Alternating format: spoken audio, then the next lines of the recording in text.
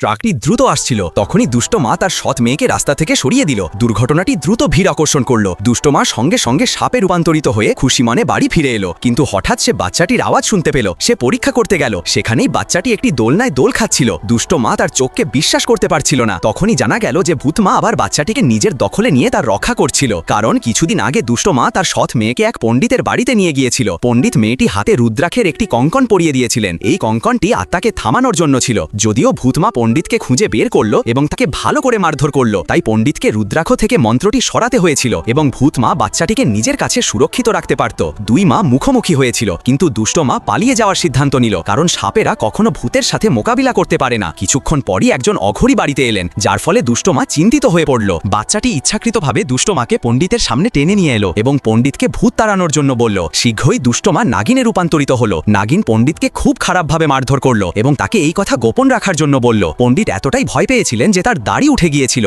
যখন দুজনেই বাইরে এলেন, তখন পণ্ডিত মিথ্যা বললেন যে দুষ্ট মা পুরোপুরি সুস্থ আছেন। বাচ্চাটি বিরক্ত হয়ে গেল। এরপর দুষ্ট মা বাচ্চাটিকেও ভূত তাড়ানোর জন্য ভেতরে পাঠালো। শীঘ্রই বাচ্চাটির মাও তার আসল রূপে চলে এলেন এবং পণ্ডিতকে মারধর করতে শুরু করলেন। বাচ্চাটির আসল মাও পণ্ডিতকে গোপন রাখার জন্য বললেন। তাই যখন তারা বাইরে এলেন, তখন পণ্ডিত সবাইকে বললেন যে বাচ্চাটিও ঠিক আছে, যার ফলে দুষ্ট মাও বিরক্ত হয়ে পড়ল।